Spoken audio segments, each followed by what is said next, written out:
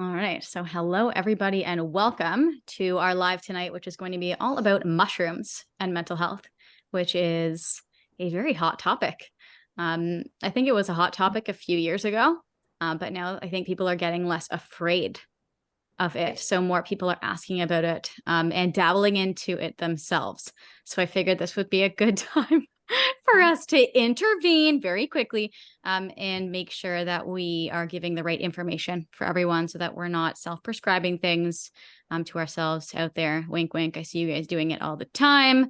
And that we're making sure that we have all of the information necessary to make an educated and informed choice about what we want to do with our bodies and our brains.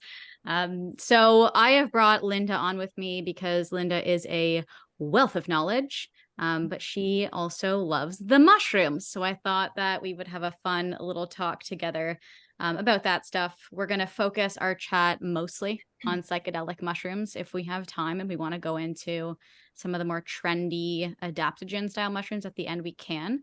But I feel like we're going to have a lot of full-bodied conversation about the psychedelic world. So just so I can get a handle and an idea on who's here tonight listening with us live, who here has done psychedelic mushrooms? Let us know in the chat. Let us know who has dabbled into the psychedelics. If you have not, you can write never. Anthony, I'm going to take out your vocal cords because I can still hear you in the background. They're planning our vacation, so I'm going to leave them to it. Okay, so we have some of you have tried microdosing, some of you. Okay, yeah, let's get clear on that. Mm-hmm. If you have microdosed, can you just type in microdose? And if you've macrodosed, can you type in macrodose so that we understand when we're going to start talking about mushrooms, like where you guys are at with the actual knowledge on integration of this sort of medicine. So let us know. Microdosing, I have both. Very little micro. So it looks like the microdosing is more popular, which is fine. We'll talk about that. But we're going to talk about what the research really shows. Justin, I did mushrooms a few times in high school. I got really fucked up. Yeah, I mean, I've gotten really fucked up too. But we're gonna talk about the differences between fucked up and fucked, right? So let's kind of dive into the research component first. And I'm not going to do a history lesson because I think that could take an hour alone in just history. And research it's only really ramped up in the last few years because there was a pause on psychedelic research due to the scheduling of the drug. So it wasn't really accessible to mainstream research, and it was really frowned upon for a very long time. So only in recent years has it garnered a little bit more respect and been brought back into the science sphere where it really should have been for a very long time. So sadly, we lost track of this wonderful piece of medicine, but now it's back, but the research is still in its infancy. And I think that from what I've seen online, a lot of people are overstating the mushroom research and being like, yeah, it's good for this and it's good for that and it does this. And it's like, yeah, it could be, but we don't really have enough information to make scientific claims about things at this state. That doesn't mean that I don't believe in the mushroom. It doesn't mean I don't love the mushroom. Like, I have a very intimate relationship with the mushroom. But I don't think that the science is really going to be the thing that's screaming and shouting to take us in that direction. I think it's going to be more of the intellectual conversation that we have about this. So what you guys should be aware of is that there are like small randomized clinical control trials, like they're having them with humans. Okay, so people are putting themselves out there and doing the things that they need to and signing up for these clinical trials to allow the science to move forward. But by no means do we have like large sample sizes and systematic reviews and a lot of information about the true benefits. I think that we have beliefs, but I don't think we have scientific benefit yet. And as sad as I'm making that sound, like I'm not making it sound very compelling. Again, guys, I cannot stress enough. I'm obsessed with mushrooms when it comes to neuroplasticity and the nervous system and mental growth and spiritual growth and all sorts of things. I am a person who doesn't always require science to tell me everything that I can know inside my body. So I want, that to kind of lead our conversation today, is like, we might be like shitting on the research, or we might say that it's not complete, or that we don't really know. But there is a lot. You have two people right now who really believe in these things, which I think is going to come across as we talk about it.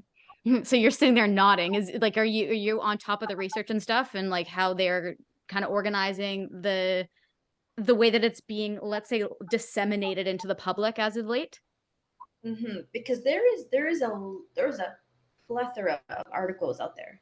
And Mm-hmm. when you really dig deep, and I encourage everyone when they see something online, understand that it's one, who's writing it, where's the study coming from, who's doing the study, and if there's any ulterior motives behind it, right? And so really understanding what's the motive behind, because I'm even just for this seminar, I'm just like, okay, let me see what's out there.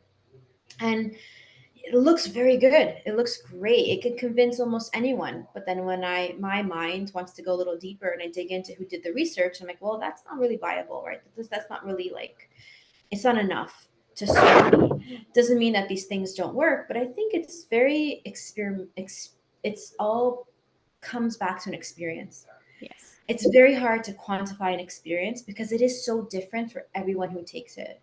It really all depends on how you metabolize the mushroom, how quickly or how slowly you do, and the effect that it has on your own chemistry, right? So it's very difficult. It's hard to quantify something like that because it is so difficult to get a general experience, because I really think that there isn't.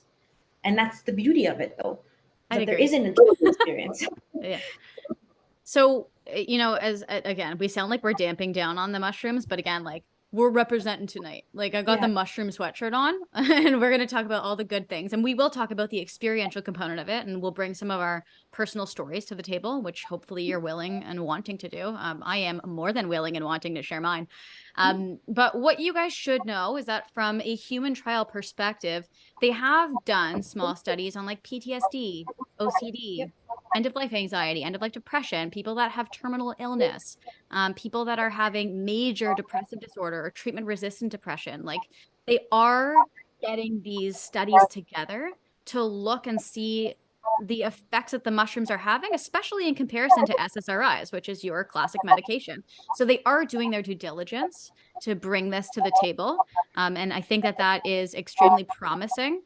And we're seeing really good results, right? There's not a lot of neutral results for the research on mushrooms, because like, you guys have to understand that when you're taking a mushroom, you don't not know that you're taking a mushroom, like the impact that it's going to have is going to be, it's going to be big no matter what, right? Like, you're going to have an experience no matter what the experience is. And I think that that's important to remember when we're looking at the research.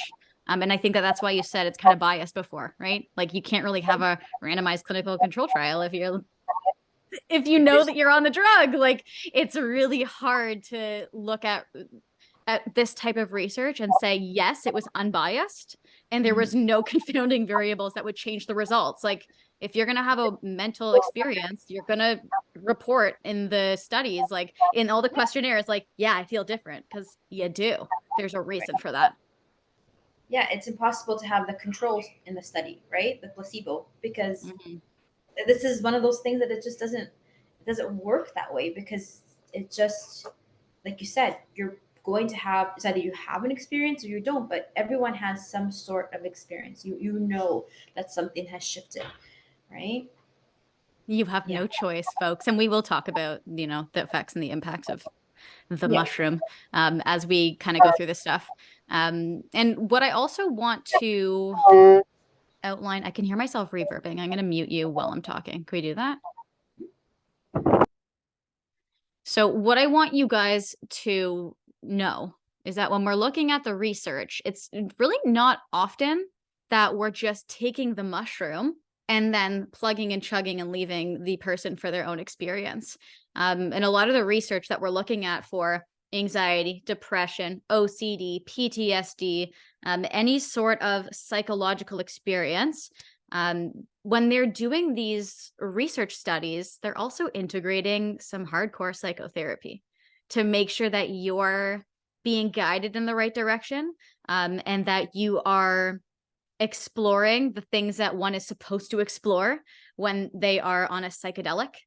So I think that it's important for us to remember that when we look at the research, it's not just like, hey, these few people went into a forest and 10 people did mushrooms and 10 people didn't, and everyone had a good time and giggled. It's more like the way that they're doing it is in a clinical setting. They have you there, they're curating your experience, they are talking to you as you're doing it. There's integration periods after, there's a certain amount of psychotherapy hours that they want these people in. So it's really hard for us to, again, remove that confounding variable of, is it just the mushroom or is it the entire experience that is going along with it? So I am a massive proponent of the experience, but when done properly. And I think that we'll get into like that setting situation later, because I've never done mushrooms in a clinical setting, guys. Like, I don't want you guys to think that I went away to a clinic and they blindfolded me and put the headphones on me and I had like this whole clinical psychedelic experience where someone helped me with my mental health. Like, it wasn't that for me. So I think that you can still get to the place that you want to, by doing it and just partaking in the psychedelic experience by yourself, or in a specific way. But I just wanted to share with you guys what the research is showing so that we don't have these unfounded beliefs about what this magical plant can do, where like you just like pop a microdose and then a month later you're like, my depression is gone. Like, that's not how it works. So we're going to be very clear on our expectations as well when we're looking at this type of treatment for anxiety and depression. Do you want to add anything? Okay, good. Because then we got to unmute and mute and unmute and mute, but it's all good. So just so you guys understand the science of what's working in the brain as we take the mushrooms, when we, it sounds bad to say it, but when we ingest this absolutely toxic component of nature, which is what it's supposed to do, it is supposed to, the purpose of the mushroom was as a protection for the plant so that the animals wouldn't eat the plant. So that it can protect itself, so that the second that the animal started eating the plant and it started having this experience, that animal would be like, whoa, I'm never going near that thing again, right? Because animals are not having a spiritual experience or having any mental exploration. They're just sitting there, kind of like Justin said at the beginning of the live, being like, yo, I got fucked up. Like, that's what those animals were saying back in the day. But for humans, we have a prefrontal cortex, and we have this ability to see more and experience more and integrate more into our brains and have these realizations and self-introspection that the plant is no longer protecting itself from us. We're now utilizing it as a medicine. So that is the intent of the psilocybin in the mushroom plants that we will talk about. But as a scientific component of the brain, when we take that in and our body's metabolizing it from psilocybin, which is the active ingredient in these magic mushrooms, and it converts to psilocin, that then binds to the serotonin receptors in our brain, which is the reason why it garners so much popularity, because of the serotonin theory that most people believe that I absolutely trash and hate, but it's fine. We don't need to go there. The overarching thing that I want you guys to walk away with is, it's not that simple. The mushrooms don't come into the body, get metabolized, bind to the serotonin receptors in your brain and go, and now you shall be happy. That is not how it works. They tend to have this entire brain landscape rewire that allows for the medicine to be as impactful as it is. So while all those articles that Linda mentioned, they sound pretty, right? We know the mechanism of action, and this is what mushrooms do, and this is what they bind to, and this is, they don't actually know. They do not know exactly how the bioactive ingredient of mushrooms is interacting with the human brain at a mental health perspective to create the effects that we see. They can propose ideas, and there are lots of hypotheses, but we actually don't know. And a lot of people don't like that gray area, which is why they write hokey blogs saying, this is what mushrooms do, and this is why you should do it, and this is why it's amazing for your mental health. It's like, we don't actually know. And we have to be okay in the not knowing and not trying to figure it out as our high achiever brains, trying to put all the puzzle pieces together and just say, you know what? I don't know what the heck this stuff is doing, but I'm here for the ride and I'm here for the experience, because where you get on the other side, that's the magic. I didn't even mean to say magic mushrooms and be like, that's the magic, but that is the magic, is getting to the other side, not understanding the science of how this stuff works in the brain. It actually really loses its relevancy in this certain context. So we're going to stay at the science. We're going to step into the feeling component of what these experiences are, so that we can really get across the point of why this drug and this plant is gaining so much popularity. Okay? Are we all on the same page? Can you give me some thumbs up right now flying on the screen so I can see that you're with me? Good. So I will, oh, I get hearts too. Yay, it's Valentine's Day tomorrow. Okay, so I will read a few little excerpts from the research that I was looking at, just so that I can give you guys some of the hypotheses, because it's interesting to know about the science of what they might be seeing in the scans, right? Like, let's paint the picture for you guys. Someone's going to do mushrooms, they're going to be in a clinical setting, then they're going to be put into like functional MRIs, and they're watching their brains in these machines. So someone's tripping out and having in their MRI, they're sitting there getting their brain scanned, so that we're watching which areas of the brain are lighting up and which ones are turning off.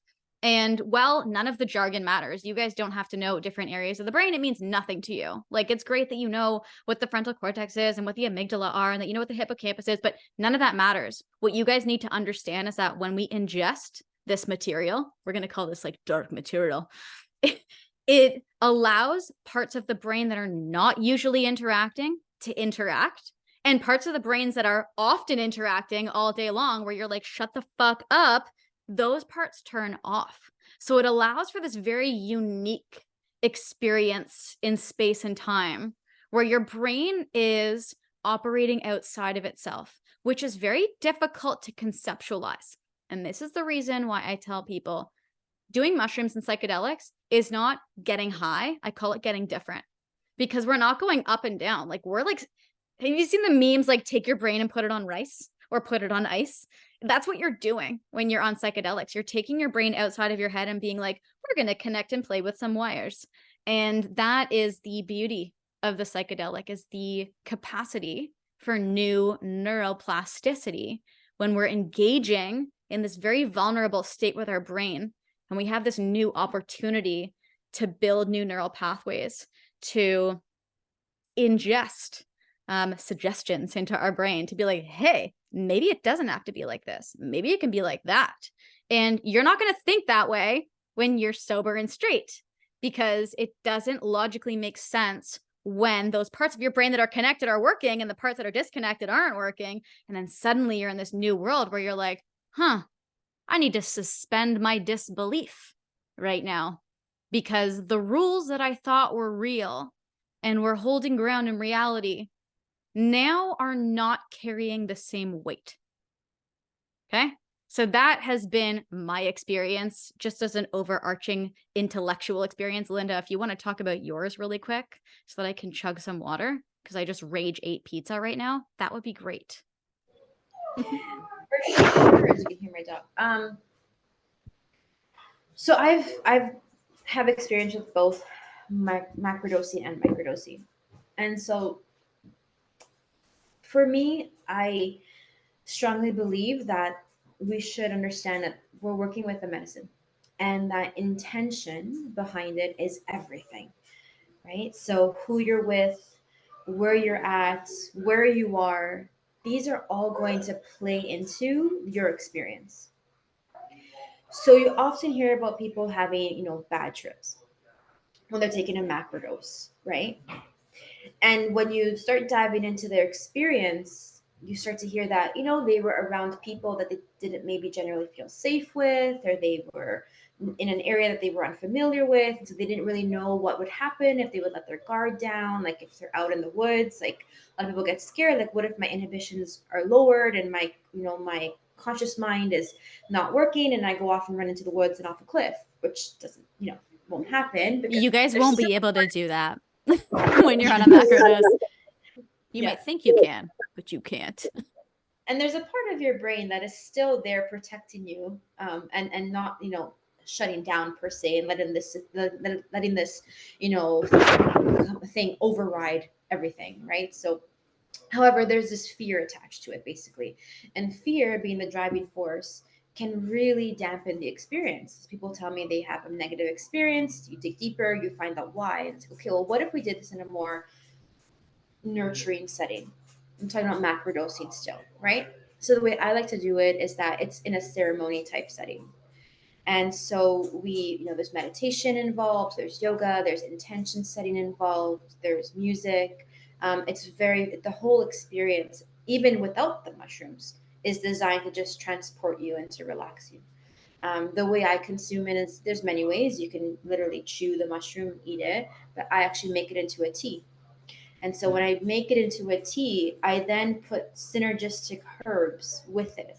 So things like peppermint and ginger, because sometimes a macrodose can make you feel nauseous. So I like to add these things in it that helps to mitigate maybe some of that. But also you can add things like ashwagandha, which help relax the body. It's an adaptogen too, right? So you can add different elements in it when you make it into a tea. We would, and the way I do it as well is that we normally fast as well. So they're always at usually the nighttime, because the macrodosing is a longer experience. So we would fast at 3 o'clock. I would stop eating, just water and tea, and then take my first cup of tea around 7 o'clock. See That's what's going interesting. on. I've actually never done a nighttime trip. Never. Really? Oh, we Nope. do multiple times a year, especially on my birthday, like, milestones, right? And so I'd have a cup of tea, and then I would kind of sit back and just lay down and see what I experience. And then come 4 hours later, because it's hard to dose when it's a tea, right? So we always start off with a small cup, and then we increase by, every few hours if you need to, right? And then eventually you have your experience, whatever that may be. And I don't want to put anything into anyone's head that that's the way everyone's experience is, because it's everyone I talk to, even my fiance, like, it's very different. But for me, I just feel an incredibly relaxed physical sensation in my body. Yawning is also a sign that the psilocybin is working. So I'm yawning a lot as it's working through my body. I'm very relaxed. But my brain is actually not quiet at all. In fact, there's a lot of movement. That's the best way I can describe it in my brain. It's like it's trying to decipher things and figure things out and put everything into pieces, right? Into put everything into place, like a puzzle is being formed, right? And it's not a negative experience. I just feel like it's trying to download everything and place it all together, and then I just allow myself to be. I don't try to figure things out. I don't try to analyze what's happening. And you just sit, and you just go through the waves and the emotions of it. Right now you're frozen for me, but it's all good. I'm gonna take over right now. Nancy's asking, when you say macrodose, how much are you talking? I was going to get there later, but since we're here now, a macrodose that I would say is reasonable for someone who is like at their first time would be probably just under 2 grams. Anywhere between 2 and 4, you're going for a ride. Right. And anything above 4, I would say do not do unless you are very experienced. So that's kind of the dose that we're talking about from an actual dried mushroom perspective. And we will talk about microdosing a little bit after, just so that we can clarify the dosing and the differences between those. But that's the right dose that you want to be at if you're looking for an actual macro experience. Right. And I think that you won't get there unless you're at that dose. And I think that you might think that you've gotten somewhere, but you haven't. And you'll know when you know. That's like one of those things. We all heard someone say that, when you know, you know. Like, when you know, you're going to be in the middle of that trip being like, okay, here we are. We have arrived, and I have no idea what arriving even means anymore. And that's okay. Now, Linda brought up something before. I'm going to mute you again. something about fear before. And I just wanted to read some of the research that I was looking at just as potential hypotheses so that we understand scientifically what's happening inside of our body and our brain when we're there. Because there is some, sound research that we do know. And I'll read it straight because I copied and pasted it so I didn't screw up the wording or make up something because, I tend to do that sometimes. But this is what it says, okay?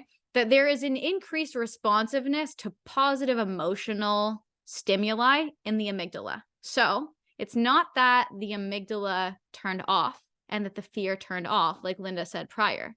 It's that you're having a positive experience in that area of the brain. So you are not associating the things that would be fearful to you as scary or bad. For example, Linda, I don't know where you went, but I hope you come back. When you are in a state of, in the middle of your psychedelic trip, and you have what would personally to you be described as a negative experience. Maybe it's having a negative thought. Maybe it's feeling your heartbeat in your chest. Maybe it's feeling tired and lazy. Whatever it is that's going on, there is no negative connotation with that thing, with that emotion, with that experience. And that's something very personally interesting that I found okay, I'll let you back on. Hold on, guys. I just want to turn Linda's camera back on. Okay, Linda, do your thing. Okay. So when I personally have done mushrooms, that was an experience that I walked away with, which was the things that I would normally experience as bad or uncomfortable or not good. It didn't even register in my brain. I had the ability in the middle of the trip to be like, it just is. I can have an uncomfortable feeling and thought and experience and idea and trail of things, and it wasn't being categorized or labeled into good, bad, freak out and think about it, let it go and don't. Like there was no control over that. It was absolute neutrality and ease, as in non-judgmental thought about the thing that I was thinking. But when sober, if I thought about those things, it would create a negative spiral inside of my body. And I think that that's what a lot of us struggle with anxiety or depression. We have these symptoms that we get fixated on, and we can't let go of this catastrophizing or this negative story that we've built, this narrative around that thing. When you're in that experience, you're almost not able to do that. And that was one of the most interesting things that I ever felt, was just this okayness with experiencing freezing cold and going, I am cold, without it being like, I am cold and this is going to happen and that's what that means and that's going to do that. It was, I'm cold, or I'm trembling, or that's shimmering, or that was dark and scary, without there being fear attached to it. So it's interesting how they saw in some of these scans that those areas of the amygdala were not responding to fear, and instead they were having a positive response to things that could potentially cause fear in other situations. So that was something when I was looking at the research, I'm like, that tracks real good. Now, again, aside from stopping that amygdala response to threat, there was also hyperactivity. Okay, wait, hold on. Yes, okay. Hyperactivity of the amygdala to fearful emotional stimuli is typically characteristic of depression. Okay, we can put anxiety and depression in the same thing. And SSRIs stop this hyperactivity in the amygdala. Okay, whereas mushrooms, on the other hand, they actually increase to positive stimuli. So whereas an SSRI is going to tamp the amygdala down and be like, don't be afraid of that, don't feel anything, nothing fucking matters, which is what an antidepressant does, is it turns off the response of that area in the brain. Instead of the mushrooms coming in equivalently and acting at those same receptors to turn the response down, it says, hey, why don't we just have a more positive interaction with that stimuli and look at it a little differently instead. And that's why the crossover between these two is so wild, because they're working at the same receptors, those same serotonin receptors in the brain, but they're offering up neuroplasticity and a difference and a change in how we're experiencing thoughts, which is why a lot of people report feeling better and doing better on this type of treatment than when they're just looking at SSRIs, because it's working in the opposite direction. Okay. Did that make sense to you guys, in like the inverse relationship between the two? And I thought that was really cool because it's such a great way to apply science in a sense. So yeah. Now, There was 2 more points that I wanted to read from the research. Let me just sift through them really quick. I feel like I kind of talked about that already. Maybe I won't go there. But what they did notice, what Linda also brought up before, that she said when she is in the middle of a trip that her mental chatter is still very much so there. Okay. There's a part of our brain called the default mode network, and that's it's in charge for a lot of our ego. So essentially the default mode network in a very macro dose should be dissolved, right? Ego dissolution is what most people are working toward when they're working in a macro dose with this plant medicine. And what they saw is that the mushrooms were turning down the default mode network of the brain. So they were turning down the incessant, unnecessary chatter. Right. So when Linda was saying she still felt there was movement and chatter in her brain, but it was more like a figuring out and a putting together of puzzle pieces, instead of it being like, la la la la, monkey mind, monkey brain, I want to get your attention, squirrel. Like that's how our anxious brain functions on a regular day basis. And it's intended to do that for survival. But in this very intriguing, interesting state of being in a psychedelic trip, you don't have access to the same areas of your brain. So when that part turns down and the mental chatter turns down, you do get access to more creative flow of thought where the pieces start to make a little bit more sense. And even though you've been thinking that same shit when you're sober, when you think it, when you're in the middle of a trip, you're like, huh, that makes so much sense, because the chatter has been turned down. The focus has been amplified and increased. And that has been shown across the board with the functional MRIs that they're doing while people are on mushrooms. So I found that that was very cool too. Okay. Now, while we're still in this topic of, you know, the sciencey component of it, Linda also brought up the concept of synergy and what it's like to mix other mushrooms. She also said, yeah, when we do macro trips, we are doing dried mushroom, and you can turn it into a tea, or you can chomp down on it for all I care. I don't care how you do it. You put it on your pizza. Just kidding. You probably don't want to do that because your stomach, but like you can ingest it in any way you want. And the plant is the medicine. I think that in a lot of the research, they're doing like psilocybin extract, and they're kind of removing the synergy of the plant and the experience of the plant. That's at least what I've seen, is they're dosing people in psilocybin and making it milligram doses instead of the 1 to 5 dried gram of ingesting the plant. And I think that when we start to take away the naturistic component of how we're engaging with the plant, it loses some of its power. I think that there's synergy when you are chomping down on the flower and the head and the stem and all the different pieces that are going to be a part of this plant, that they're all working together with this deeper knowing of how to interact with our nervous systems. And that might sound super spiritual and super hokey, but I hate to break it to you guys, when you start doing plant medicines like this and you engage with this, you start to understand plants a lot better, and you start to have a much deeper connection with the plant. You're not going to be so inclined to be like, oh, psilocybin pill capsule, boom. Like you might be more inclined to say like, I'm going to honor the medicine for what it is, and I'm going to engage in it in the way that it was meant for it to be had by me, instead of us scientifying everything and like distilling everything down to the bioactive and putting it inside this thing and placing it here. It's like, okay, there is the magic in the full body of what you're doing and how you're engaging with it. So I don't know if you guys can tell, but clearly I'm a proponent of macrodosing, but we will talk microdosing because it is more popular, and we'll talk about the purpose of what it does.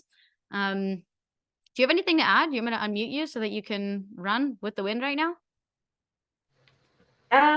No, I think that was perfect for macrodosing, right? Yeah. I don't think I could ever be done with macrodosing. Yeah. I know you said like you were talking about the things that you experience on a macrodosing trip, but like there have been things in the research that universally people are saying they experience. Like this isn't just me and Linda's weirdo experience of hugging trees in the forest. Like they've done research and they're like, yeah, people get like increased scores of altruism, like feeling that connection and that empathy toward other, the giving, the gratitude, like that, those kind of character traits are coming out when people do this plant medicine. People are having more connectedness, more openness. They've even seen in the research like less suicidal ideation, reduced egotistical and narcissistic thought patterns. Like who would have thought that this has an application for personality disorders? You know, there's all these different places that we can put these things and have them be utilized to their benefit. And it's seen across the board. Like, it just allows you the opportunity to see things differently, to change your perspective because of that neuroplasticity. And it's very pungent. It's very inspiring. You don't have a choice, right? Like, you can try and resist it all you want. For those of you that have done a macrodose and you've done it in an actual setting where you've had these experiences, you can't fight it.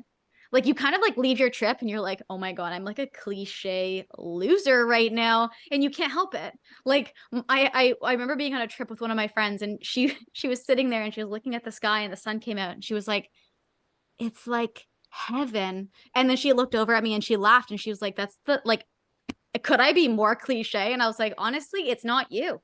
It's not you. It's the mushrooms. They bring this upon people, regardless of who they are, what your background is, where you come from. Like, everyone's having this universal experience with them. And that's what makes it really cool, is it's not like an SSRI or a medication where you take it and you're like, that didn't work for me. It's like, it's going to do something and you're going to have an experience. And I'm not trying to indoctrinate you or be like, yay, mushrooms, everyone should do mushrooms, the world will be a better place. But like, there's a reason why this was a message for many years. There's a reason why this research got shut down. There's a reason why all the people that were doing this were hippy dippy, right? Because it's what it allows your brain to start seeing and thinking and understanding from a very different perspective. So Linda, can we pivot right now to like the factors that matter during a trip? So like the setting, you were talking about people that you're around and that kind of stuff. So just giving more of what you think is important. And then I'll add what I think is important.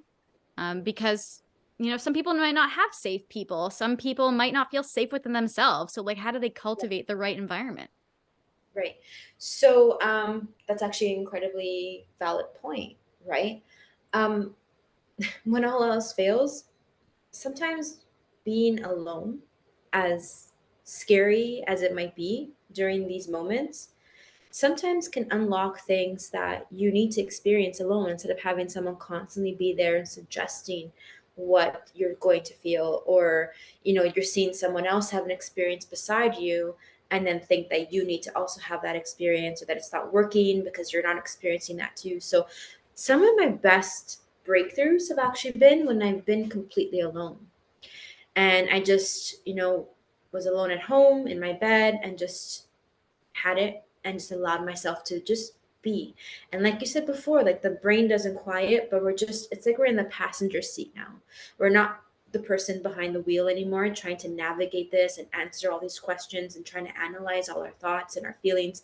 We're in the passenger seat, and we're just allowing the psilocybin to be the lead driver and just to take us through and to show us essentially what needs to be seen, to have us feel what we need to feel. A lot of times it's shifting our state, especially when it comes to depression and that feeling of freeze in the nervous system where we're not feeling much of anything anymore. It starts to shift you into feeling something, even if the experience is a little bit, it's so unknown that it's almost scary, but it's allowing you to feel again. And I think feeling is an incredibly important part of the healing process. And anyone who's done any sort of healing knows that it's not all flowers and butterflies and roses, and that true deep healing is a lot of work.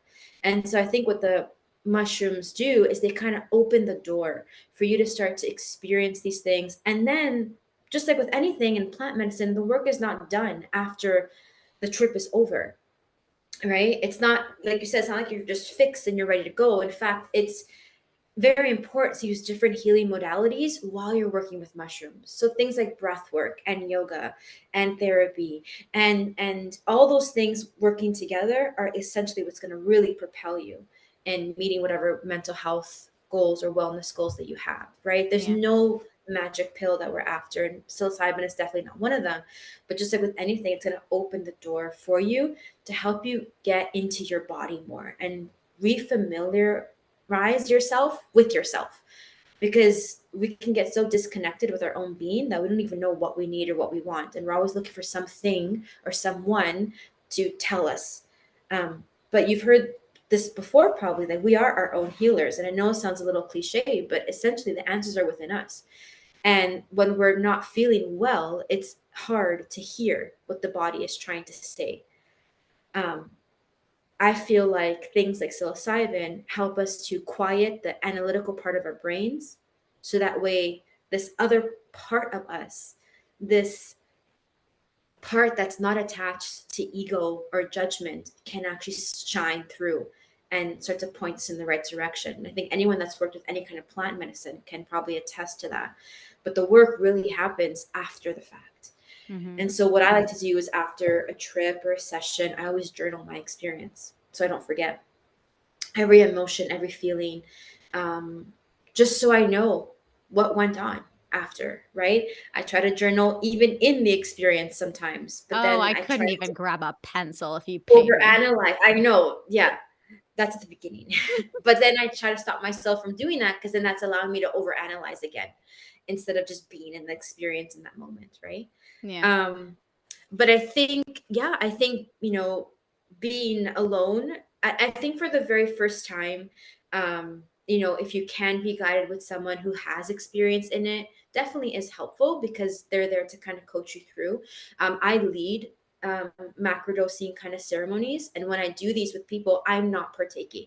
So I'm essentially just there to hold space, make sure everything is going well, everyone's taken care of. So I open that up to people who have never done it before and they feel a lot safer that someone's watching them, right? Not everyone is high, walking all over the place and Yeah. fending for themselves. Someone is there, right? Um, but Yeah. don't be afraid to do these things on your own, because sometimes, just having some soft music and being, in a space can really just, allow things to come to fruition that maybe, didn't get a chance to, you never got a chance to feel. Um, I know psilocybin can be a scary thing because there's so much that people talk about on it and bad experiences, but I think that the intention of the plant is good. I think the reason why the plant exists is to genuinely help. Um, there's a lot of taboo behind it, but I think that that's due to people trying to deter people from using it, because of the amazing potential it has to Yeah. fundamentally alter the brain and change people, Yeah. and to help people as a powerful medicine, right? So Yeah. I think we really need to take away the stigma of it, and then more people will get access to it and feel better taking it. Yeah. But if maybe this can segue us into microdosing, because Oh, if I'm not ready macrodosing, yet. I'm literally you're not not ready ready. yet. Okay. So I was just saying, if macrodosing is not your thing, then we go into microdosing, right? Yeah. So Nicole asked a question. I think she just sent it to us. She said, a psychiatrist, recommends against using mushrooms for anxiety, and she's wondering why this might be. So I'm going to talk about just some of the scientific things that I know as a clinician, in a situation where I wouldn't say that mushrooms are for someone. Because, like, guys, they're not for everyone, both micro and macro, but certainly not macro. So let's just talk about those instances. Like, if you are currently on a medication, um, that is debatable. Should you be doing it? Should you not? I mean, is it interacting at the same receptors? Yep, pretty much. Does that mean that you require a higher dose? Probably, because they're working in like conjunction with each other. They're fighting for the same receptor spot. Are you going to have the same experience? It might not last as long. So I think the medication is like a to be debated thing, because I know a lot of people who are on psychiatric medications who do also dabble into psychedelics and it doesn't impact them. I also know people that will stop taking their medication for like 2 days before they want to do something so that the half-life in that medication is out of their system. So in those instances, I think it's so personal, and you have to be willing to dabble and try really at that point, especially if you're on medication. And what's the goal? Is the medication working? Like, why are we now dabbling into this different place? So that's something to consider.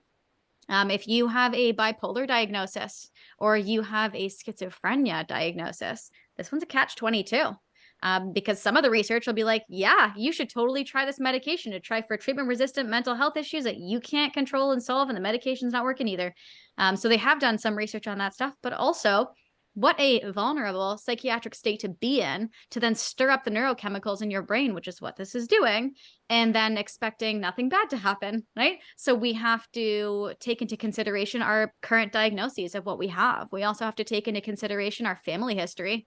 If you have a family history of schizophrenia and bipolar, maybe you are not a good candidate for dabbling into a plant medicine that's going to affect your neurochemistry, because you don't want to have the vulnerability for anything to happen. Like, you might want to, and you could, and nothing could happen, and great. But those are the instances where, like, from a clinical perspective, they'll screen you in the research studies. They're not going to let anyone in with a family history if you have current diagnoses of that sort. So maybe that's where Nicole, maybe that psychiatrist is being very specific and very safe about who they're saying it's for and not for.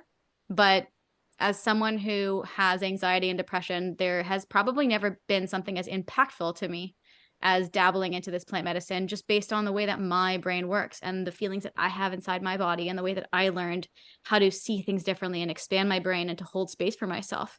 So it's so particular. And that's why the research, guys, it sucks, because it's so particular for each person. We can't control for all these confounding variables. But I would say that's probably why some doctors lean away from that sort of stuff. And then there's also the concept that the doctors don't have control, right? So if they say to you, yeah, mushrooms are fine, and then they find out that you as a patient went into the forest, did mushrooms, or went onto a retreat, and now you're like in a mental institute because you couldn't handle what happened, they're going to feel responsible. And no one wants that over their head, right? And as a quick segue, that's the reason why most of you guys leave the doctor's office with medication. It's not because the doctor thinks it's going to fix you or it's the best thing. You're like, I can't control this person. I can't control them once they leave here. So I'm going to give you meds and I'm going to hope that it works. And that's what this is, right? It's a feeling of out of control. And like, for someone who doesn't do well out of control, let's say they're a practitioner who's never been out of control, they're going to be way less likely to be like, hey, that might be an interesting experience for you, because that's not their thing. And they're not open-minded to that.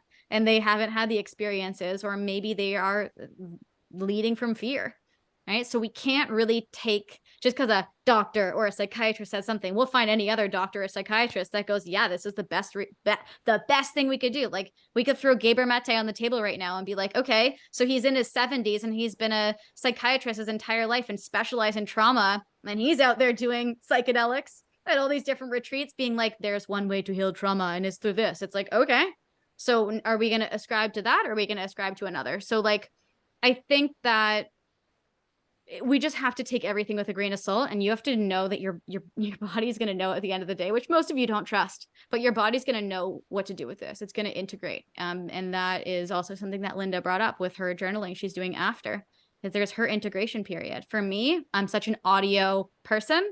I don't know if you guys could tell, but I need to talk it out.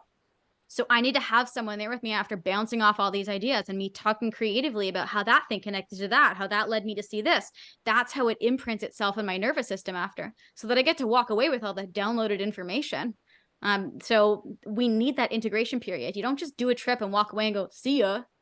Like, you don't throw deuces up and like walk out of the forest and go and eat dinner with your friend and then go, oh, like, you're sitting there integrating everything that's happened, this insane psychological experience, and you are sitting there and at least not putting the puzzle pieces together up here, but you're putting them together in your body, and you're being like, okay, I'm understanding and feeling things a little differently than I was 4 hours ago.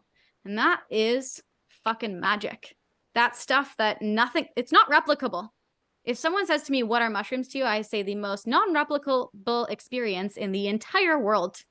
You cannot jar this and give it to someone. Like, you have to just do it. So let's now pivot to our microdosing versus macrodosing, because I think that is of interest from what I'm seeing in the chat. So macrodosing is the intended use of these drugs and these plants. That's the intended use. However, because it's being disseminated to the public and anyone can use it and try it, this is where microdosing became more popular, right? Because there was all this fear. So it was like, oh, okay, if there's fear, we can do less. We don't have to blow your brains out. We can just do a little bit. You can still get the benefits of some potential neuroplasticity at a micro level. You guys aren't going to have life revelations microdosing. I can tell you that for free. You might feel different, a little lighter, a little more engaged, a little more emotional, a little bit more connected, but you're not going to have these moments, right? But that's the point.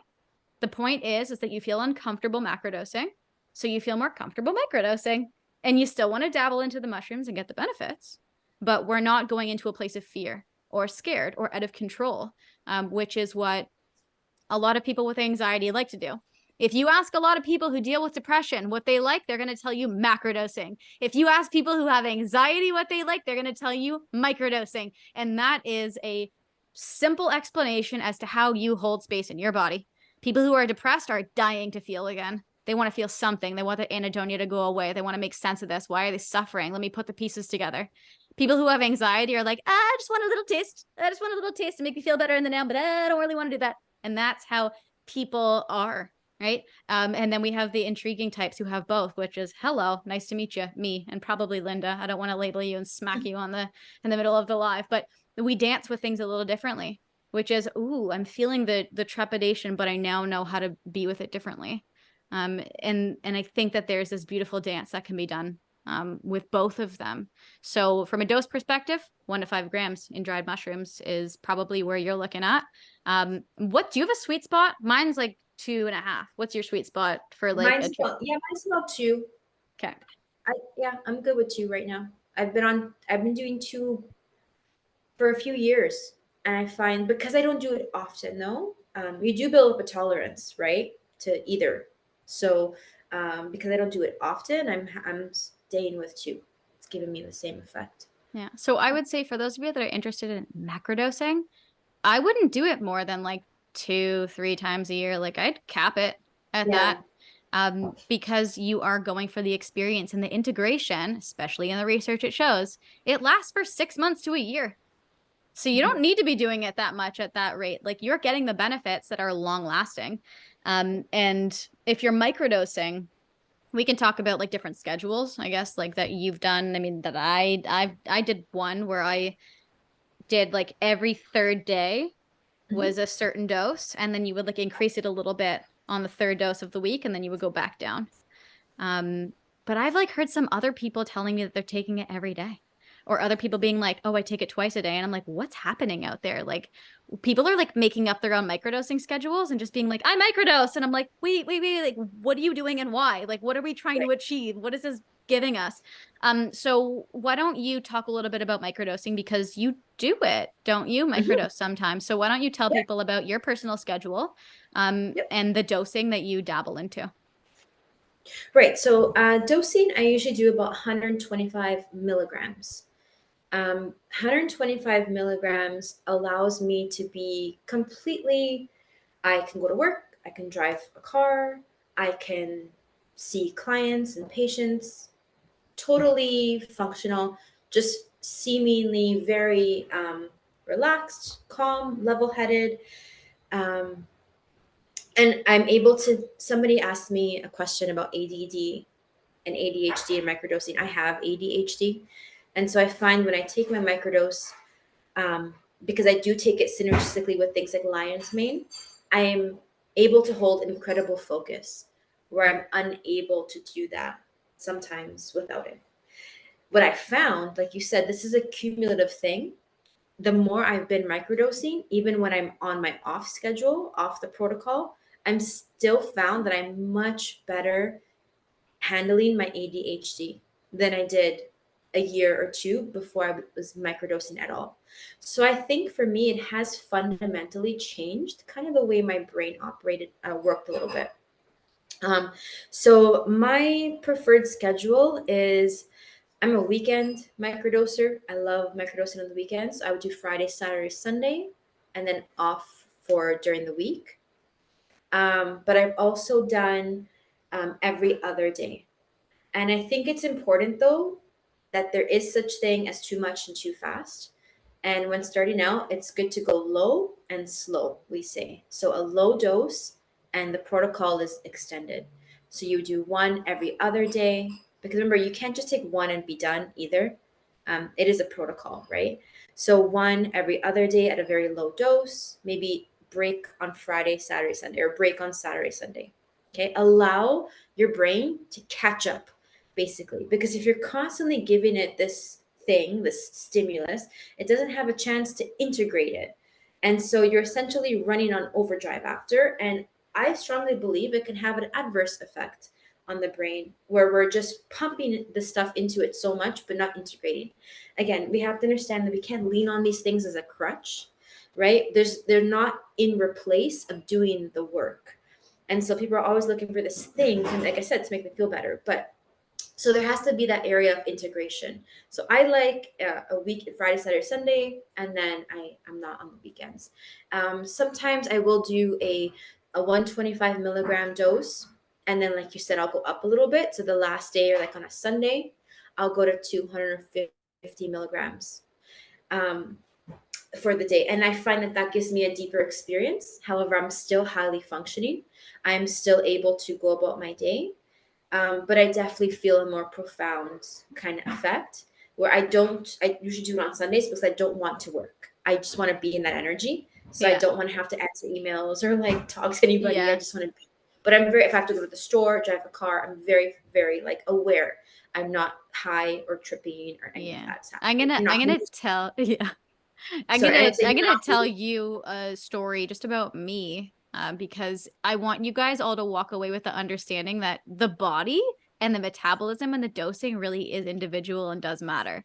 So Yeah. like Linda's telling you right now she wasn't hallucinating at 250 and she's able to go about her day and she doesn't feel like doing anything. But at 200 milligrams for me in a microdose, I felt, and I always will describe it as I oopsied.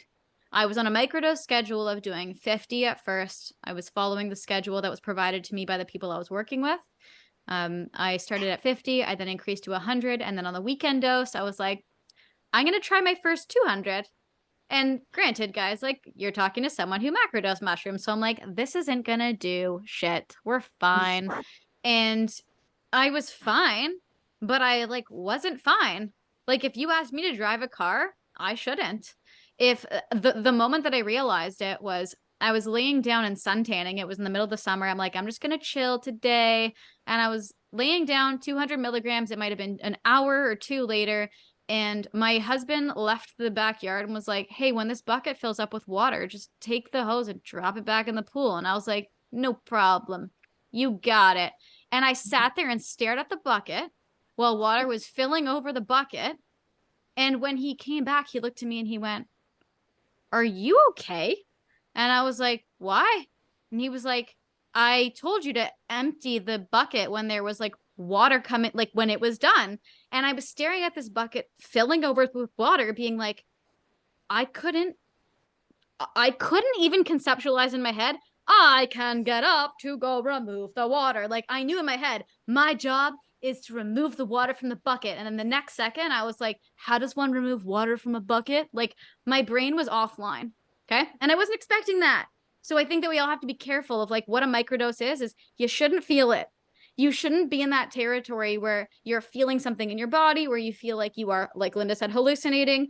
You shouldn't feel like you've had like 2 glasses of wine. You should literally feel sub high. You should feel nothing.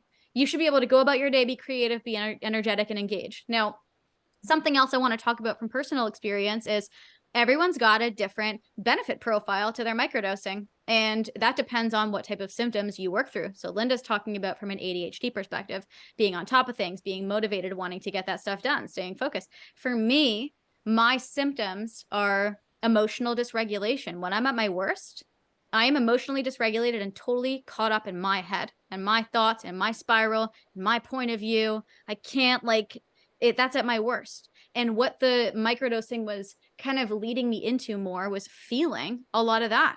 And I talked about this when I did it a few years ago on my Instagram. I was like talking about my personal woes with the experience. And it was that it highlighted the things that I would want to go away, as opposed to dampening down the things that I didn't want. It made me feel unproductive, feel lazy, feel disconnected. I could feel myself bullying myself in my head. Like the inner narrative was so loud. And it made me emotionally dysregulated. And that is not what I was going for. Right. So for me, microdosing is not my thing because I don't want to elevate that. I want to have a very different experience with mushrooms, which is why I lean away from it. Right. But other people do it and they're like, That's amazing. I'm more creative. I have more energy. I'm sleeping better. And I'm like, you go get it. Okay. Like you do you, and you have to have your own personal experience, but this is not a one size fits all thing. So if you think that this is going to remove your anxiety or depression symptoms, because the research says microdosing is supposed to help, like, no, it doesn't. There's only a very, very, very small amount of research on microdosing, and it's the infancy of clinical trials. You have to do this in your own personal way to have that for yourself. Okay. And that is just me making sure that we're not all having a positive experience and leaving here being like, everything's amazing. We love mushrooms. Like, I love mushrooms. I fucking hated microdosing. I still did it for a whole month. Okay. Because I wanted to make sure that I just wasn't a dick that day. I wanted to make sure that like this was consistently happening and that that was my personal experience and why it wasn't good for me. The same way that I tell people when you try psychiatric drugs, don't take them for 3 days and go, I don't like it, and then stop. Like you have to see something through for 4 to 6 weeks to make sure, is it going to go somewhere different? Are you going to habituate to it? Is it going to have a positive impact on you long term? We can't judge everything right at the beginning. So that was my experience. That obviously makes me more biased for myself. That would never make me biased for another person because other people have lovely things to say about it. Nancy's asking if you suggest eating something light before microdosing. And I don't know what you did for that because like I would not eat before doing that. It made my stomach all gurgly, wiggly, and weird. Yeah, so actually, when you eat something, it does help you metabolize the psilocybin a little bit differently, and your experience can actually have a slower onset. So basically, let's say you digest your meal in 3 to 4 hours, you're feeling that effects of your mushrooms within 3 to 4 hours as it works its way through your digestion. I found with a lot of my clients and with myself, if I'm doing this on an empty stomach, I'm feeling the experience a lot quicker. um, I do feel a little bit nauseous, I have to say. So I do prefer to eat. When I eat, it takes away the nauseousness for me. Not everyone will have that. But I also feel like it prolongs the life of my experience with the microdosing too. There's also a really good, just little side note, there's something called lemon teching. And so basically, when you take any psilocybin microdose or macrodose with citrus, the citric acid causes a chemical reaction that actually breaks down and partially digests the dried mushrooms.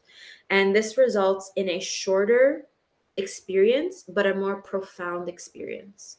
So if you only want your experience, if you're taking a macrodose and you want it to be powerful but short, you don't want to be through it for 7 hours, have it with some lemon, something with citric acid in it. You'll have a powerful experience, but it'll be a lot shorter. Because, like I said, that lemon helps to pre-digest the psilocybin.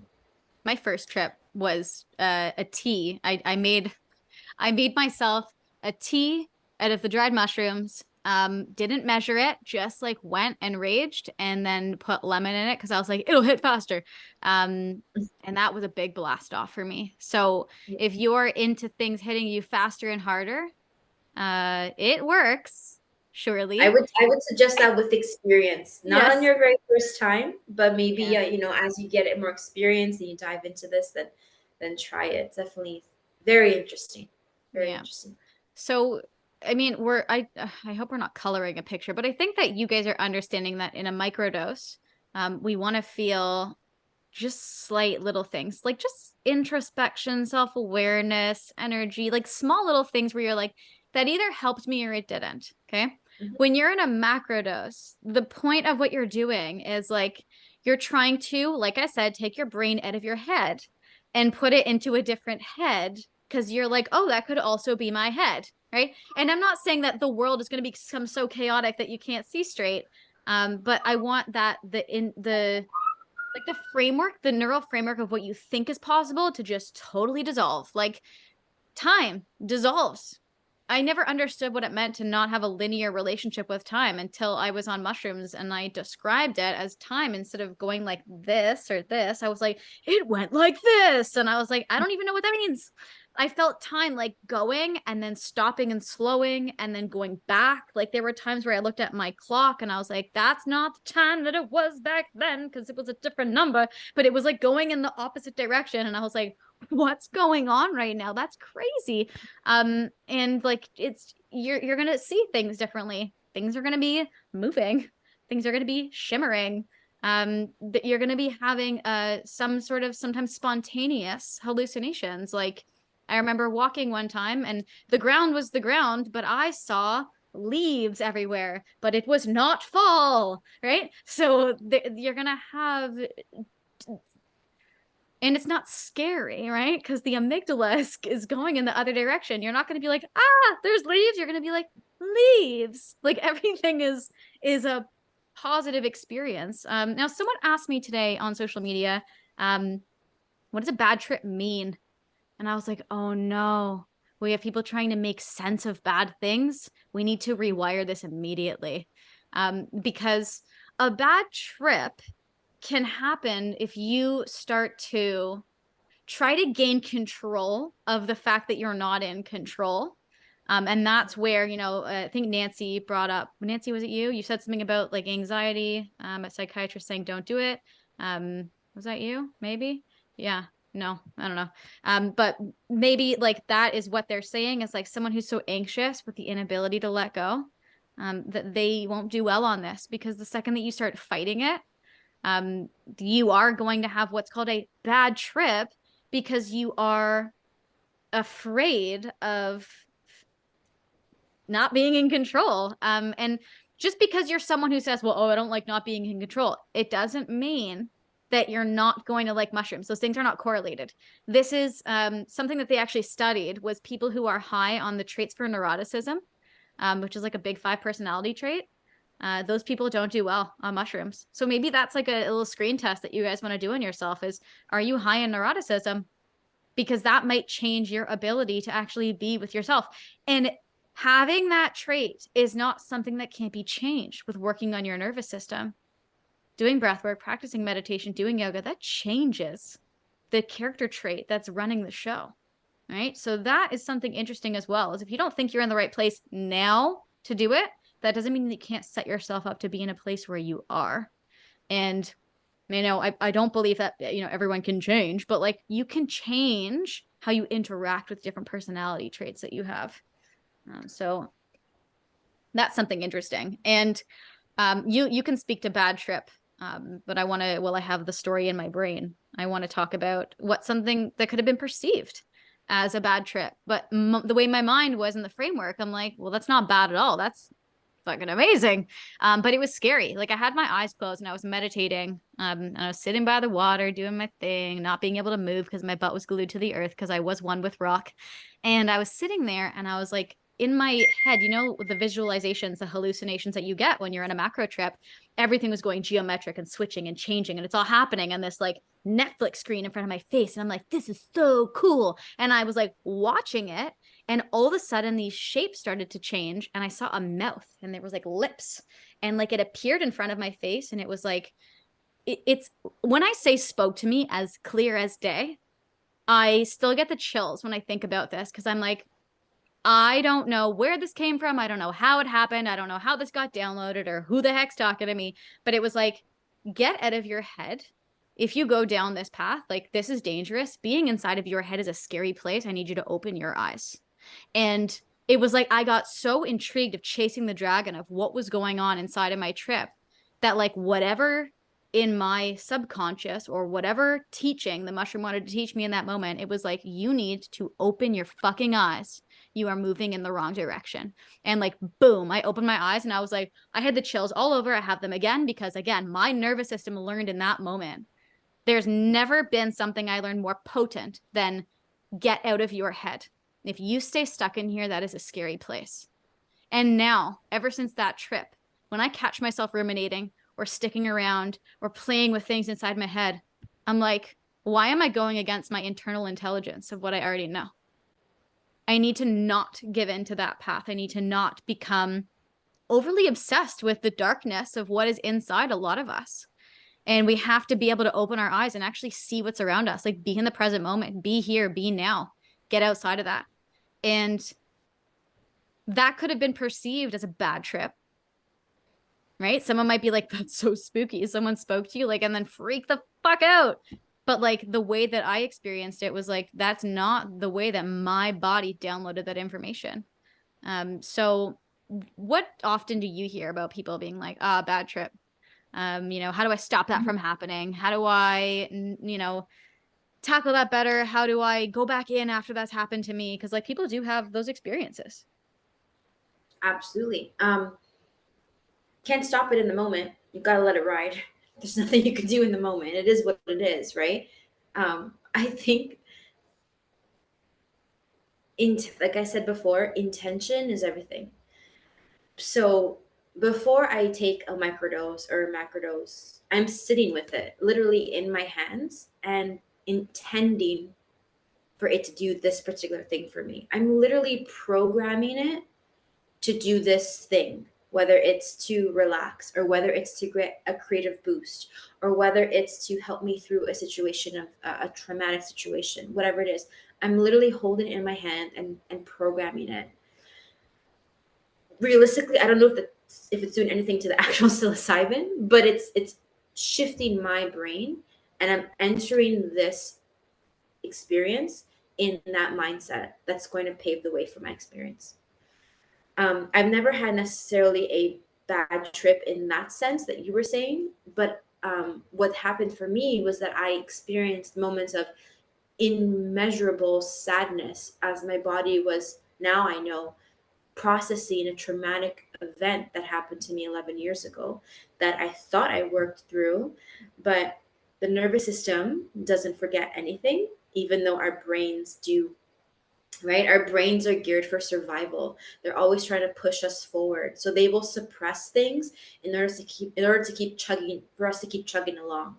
And so we think we're fine, but the nervous system behind the scenes is very much not fine.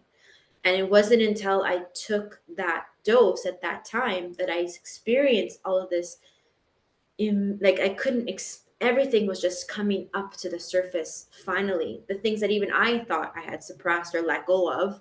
We always hear the term let go, which I think is bullcrap, right? It's not that easy. I'm taking Um that shit to my grave. yeah. Like it's just you can't just snap your fingers and let go of things. That's not how it works, right? Maybe mentally, but definitely not within your nervous system. That takes a lot more work, right? So I found that that was doing the thing, the trick that was helping me process the trauma and allowing my nervous system to shift. I'll tell you, after that experience, I felt so light and like I could only explain it as this lightness, that this weight came off my shoulders. I didn't do anything about it. I didn't have to think about it. I just knew that that thing propelled my nervous system to do its own thing. And I just had to sit back and let that all happen and not have to figure it out or think about why it was. I just allowed it to happen. I allowed something beyond my measure of intelligence, even to happen. My nervous system and this plant medicine did all the work and I just had to sit back. And so that to me, I would definitely wouldn't categorize that as a bad trip because I don't think that that was a bad trip, but that was an experience that wasn't very pleasant. Crying for 7 hours is not pleasant. It's incredibly depleting in the What do you moment. mean? I love that. But then Yeah, yeah. after the fact, I'm like, okay, this did more for me than 2 years of therapy trying to talk to somebody and try to figure this out. Yes. So Yeah, I that actually, was my experience. Yeah. yeah, I had a similar experience. Which it was kind of something I labeled as like, I'll never be able to work through that. I'm never going to be able to get over that. And I didn't go into my mushroom trip by any means being like, yeah, I'm going in with this intention and this is going to do that and I'm going to work on this and that. I just went in being like, I'm gonna be so foul, but like, like bottoms up, bitches. I don't know what's gonna happen. Everyone watch out. I might like, projectile vomit everywhere and poop my pants. I don't know. And I went in with this just like let the plant be the teacher Yeah. mentality of I don't know what's gonna happen. Everyone does that thing where they're like, oh well, I'm afraid of what's gonna come up. I'm like, if you're afraid of something that's gonna come up, you already know what's coming up and you're going to Yeah. bring it to the surface because you're going to be thinking about it the whole time. And that's cool. If you want to use that as a way to get into your psyche, that can be done as well. But this hit me like a shit ton of bricks. And I was in the middle of my trip, laying on my back, being like, this is so peaceful. This is so nice. I am so not even here right now. What the heck is going on? Like every single thought was flying through my head like a passing cloud. And there was a moment where I was like, I was able to resolve an entire 25 plus years of trauma that occurred between me and a relationship with a parent who I just checked to make sure that they weren't in here listening live. And there was a moment where I was actually able to heal a something that I thought was going to be a hole within me until my dying day, and taking it to the grave and being like, I'm never going to be able to work through that. I'm going to feel emptiness forever. I'm never going to be able to make sense of this. And I don't know what to do with that except to feel depressed every single day for the rest of my life. And in this one moment, it was like my entire framework of conflict changed. My entire framework of otherness changed. Because I was able to, for the first time in my life, experience what it might be like to be something other than myself. And that sounds so simple, guys, but the profound nature of what that is quite insane, right? Because we can all be like, yeah, I can empathize with a person. I can get it. I can understand how that feels. I watched a show on that once. I know what that looks like and feels like. Oh, I had heartbreak once. I know what that's like. And we all try and empathize with each other, but never once in the history of time have you ever Freaky Friday'd with someone else. You know what I'm talking about? You've never been inside someone else's skin. And there was this moment when I was laying on my back where like I became my father. I became my dad. And I looked up at the sky and I went, what an interesting experience to view the world from someone else's eyes. Well, I knew I was still in my body. And it's such an unbelievable healing experience to be able to remove your shame, your guilt, your hatred, your resentment, your pain, your misunderstanding, every single negative emotion that you guys can put on the table. Immediately it went like this. Physically out of my body. When Linda's saying a weight lifted off my shoulder, it's like I took an actual boulder dump. Like every single cell in my body just went, because I was like, I don't have to carry that. I don't have to hold that, because that person's not having the same experience. It's not actually the way that you see it. It's not what it seems. And you're carrying pain for everything that it seems instead of what it is. And that moment really is what put me on the fucking hook with this plant medicine, because I was like, yeah, we need therapy. We need psychotherapy. We can understand these ideas here, but you cannot understand the ideas until they're a lived experience in every cell in your body. And that is the unique thing, the non-replicable thing that mushrooms can do for you if you're willing to engage with them, is they can change your entire rewiring of your nervous system in a flash moment of having one thought that passes your mind, and have your brain totally rework and retrain around that new thought. And that is where, like, when I say, are mushrooms for you? Yeah, mushrooms are for you if you're stuck. Mushrooms are for you if you are literally lost and having trouble finding your way.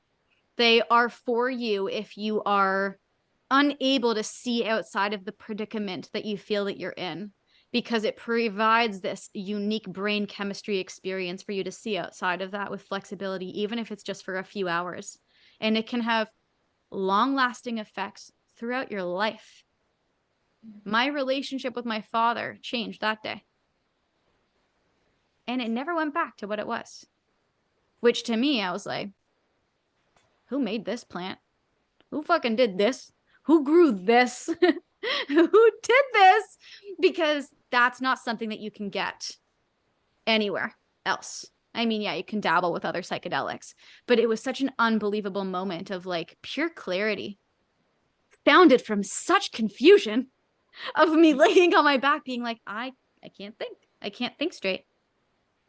And it was so profound. There's been so many moments in my life on these different trips where I'm like, I've taken away these little pieces and they've all become a part of me, and how I engage with myself and how I conduct myself in relationship and how I am with myself, and how I was able to shift these hardwired beliefs that we all think that we are.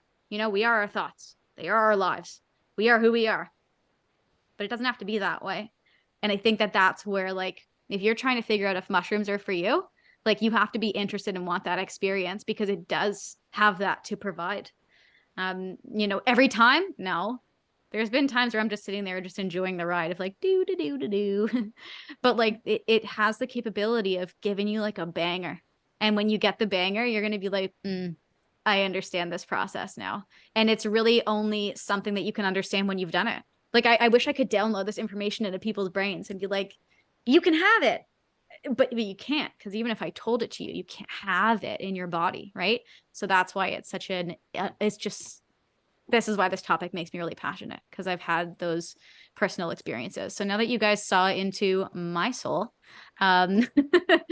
we can get out of here now. Does anyone have any specific questions that you want to ask that you think that we haven't covered? And yes, Melissa, I totally understand why as a therapist you can't recommend it. That is a tight spot to be in. You can only talk about what people bring to you. You can't prescribe anything that is outside that scope.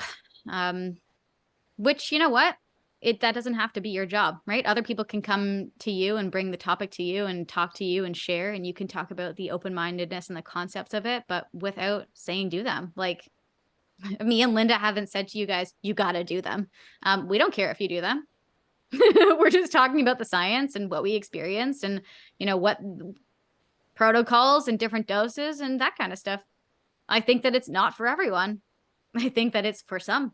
And you have to be ready, willing, and wanting to. And at that point, that's when it's your time. This is not something that you get forced into.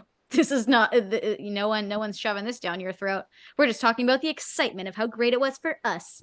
And if that inspires you, cool, we can carry on the conversation. Like Linda does these sessions. If you live in Ontario and you want to do like a private mushroom session, like hit her up. Maybe me and Linda should go to a different country and do a retreat for you guys so that we can meditate, do yoga, and get everyone on mushrooms. Don't put it past. So yeah, I mean, like I understand the scope issue there.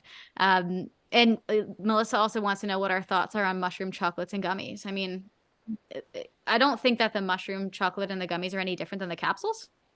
I think that like, yeah, I would just say just be mindful of the dose, right? Sometimes it's hard to dose what's one square, what's one piece, what's one gummy. So yeah, and again, like keeping in mind the intention that it is medicine. So you know the dose what is the else poison. is Yeah. in there, right? Yeah, and that too, but what else is in this, right? So like what is it mixing with, and will it change the experience too? But I potentially don't see a problem with it. I would just be mindful of making sure you know how much you're getting, because it's hard to Yeah. dose what it's in. So do you have a company that you work with that you've like tried their products and stuff? Because I reached out to the company that I've worked with, and I'm going to link you guys the company and a code so that you guys can purchase. I think it's throughout Canada and the US. You might have to give them an email for US orders because obviously, guys, wink, wink, legalities, right? This isn't technically a legal thing to be Yeah. doing and prescribing. Like the only way that this is legal right now in Canada, especially, is if you apply through the government to get access to mushrooms through a doctor who is going to administer this. Only if you are either treatment resistant and you've proven that by being on a certain number of medications, and that's why they're allowing this prescription to go through, or you are end of life and you have cancer, and I think that you have to go through an application process. So I did go through the process of getting more information on how to get certified for that kind of stuff so that I could understand the legalities and how it gets offered. But again, still in its infancy. Like we're not there yet, unfortunately. So I'm going to link the website for the people that I use. And I'm going to leave you my code. It gets you 15% off of every product on their website. So go snapshot that right now, give it a click. And remember that code or jot it down. And Linda, if you have a company that you use with a code, I would put it in the chat right now. Because you use different products. Yours also get like mixed with lion's mane, cordyceps, reishi, that kind of stuff. Yeah, that's what they do. So, my code. I think my code is Love Linda. Love Linda. Also on my Instagram too. Um, Okay.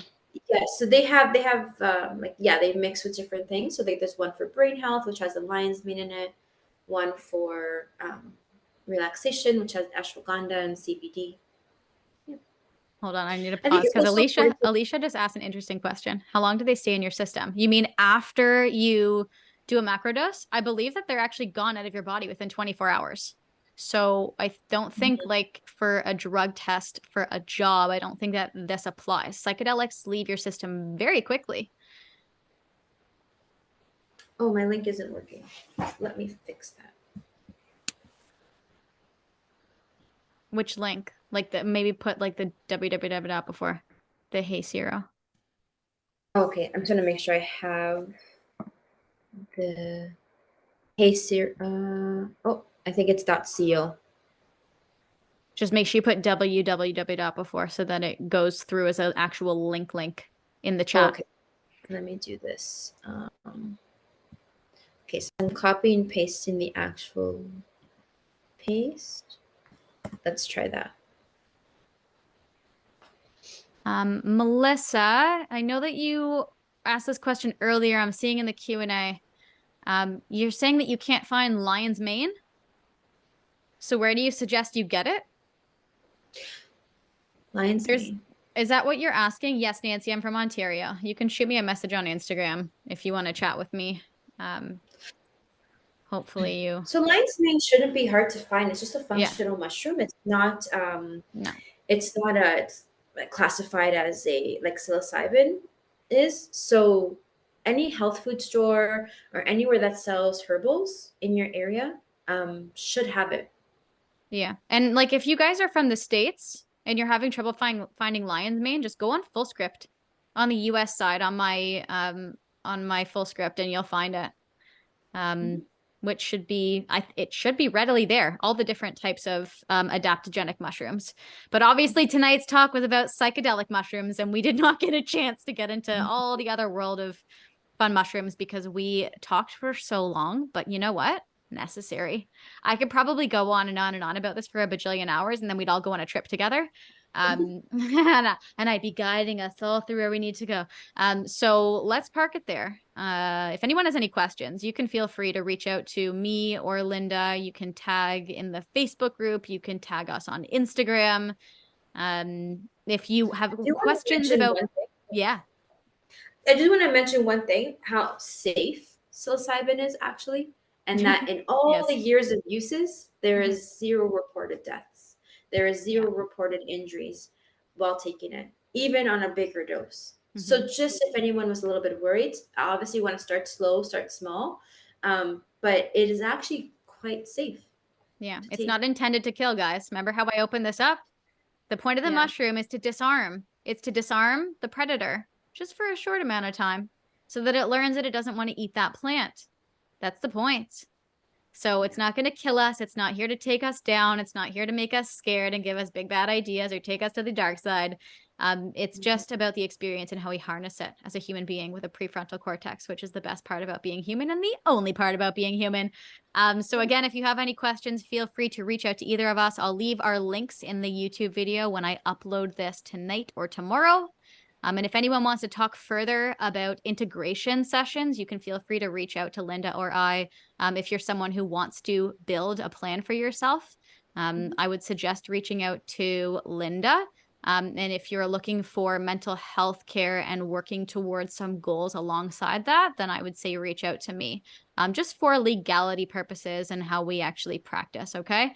So this has been a lovely chat. Thanks for joining me. And again, if anyone wants to reach out, feel free to do that. Me and Linda are super friendly and we don't bite because we've done mushrooms. I was going to add that. All right, guys, have a great night. If you're in Australia, have a lovely day. And I will talk to you guys soon.